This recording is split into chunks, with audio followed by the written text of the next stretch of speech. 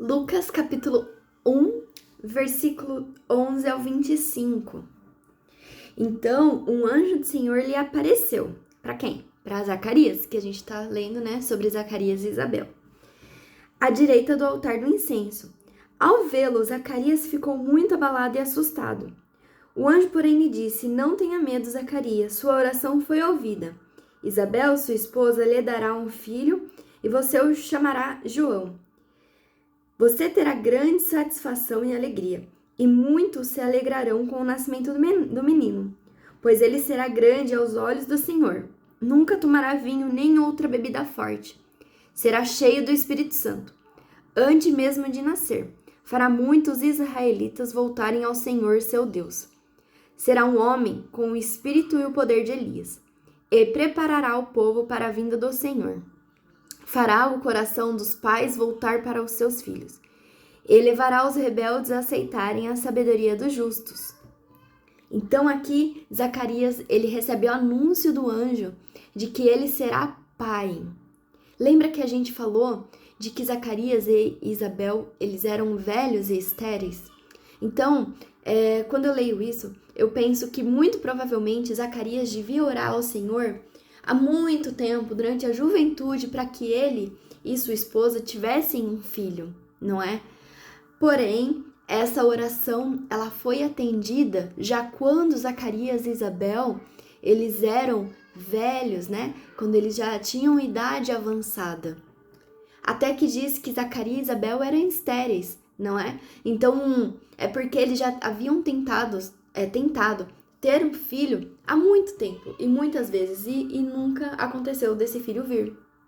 Então, logo eles pensavam que eles eram estéreis. E aí que a gente tem a resposta do Senhor. Durante a queima do incenso, né? Durante o momento em que Zacarias estava lá servindo ao Senhor no templo, há a resposta de Deus através de um anjo ali, à direita do altar da queima do incenso. E olha só, e aqui fala que o filho de Zacarias e Isabel lhes dará grande satisfação e alegria, e muitos se alegrarão com o nascimento do menino, pois ele será grande aos olhos do Senhor. Então então João Batista, ele seria grande aos olhos do Senhor. Isso não significa que ele seria grande aos olhos das pessoas, dos homens. Às vezes a gente é visto como pequeno aos olhos dos homens. Mas a gente tem que pensar, como que eu sou diante dos olhos de Deus? Será que eu sou visto como grande ou pequeno? Então nós temos que querer buscar ser pessoas grandes aos olhos do Senhor e não aos olhos de ninguém mais, apenas aos olhos do Senhor.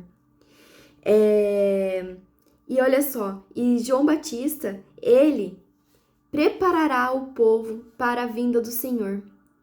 Então, a vida de João Batista, ela era muito importante. E logo desde o nascimento, ele já seria cheio do Espírito Santo, antes mesmo dele nascer.